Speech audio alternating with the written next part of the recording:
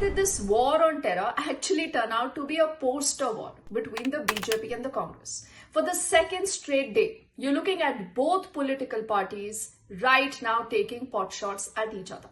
If yesterday this was a string of Congress netas who were giving ammunition to Pakistan in spite of the fact that the Congress at the end of the day put out a statement distancing themselves, today it's come down to posters.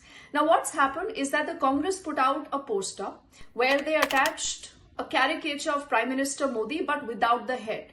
The BJP has used that to call what they are saying is the Sar Tan Se Juda mindset of the Congress. And they say this is a dog whistle, and that is how the politics has played out as far as that particular poster is concerned. Now, this is the one that I'm talking about. We'll here also show you a better image of that video. And this also says Gayab. Now, you've seen the BJP going all guns blazing. They say this is not a political statement, but this is a dog whistle aimed at the Muslim vote bank of the Congress and a veiled incitement, they say, against the Prime Minister. So they've just, used this opportunity to hit out at the Congress and to show them the mirror, is the charge the BJP is leveling. Now, what does the Congress say?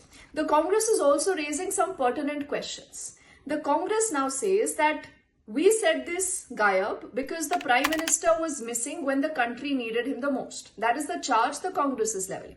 They also say that the Prime Minister was not there in the all-important all-party meeting, and instead they say that why was the Prime Minister campaigning in Bihar?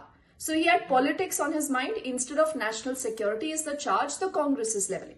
But what's unfortunate is that in the middle of all this tutu meme that you see, what happens to this war on terror? What happens to the fact that Pakistan, the rogue state, Terroristan, is responsible today for 26 innocent lives lost? That should be our focus because that is our concern. Now, let me tell you what is happening. The Prime Minister is chairing the all-important CCS tomorrow is what we can tell you.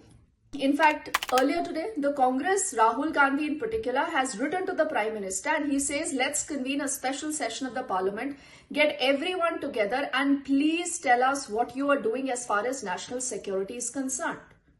Now, is there anything wrong in that demand of the Congress? The BJP says that the Congress is speaking like Pakistan. They do not want, a discussion on national security. They only want to obfuscate, appeasement. So you will hear a lot of noise, like I said, from both sides.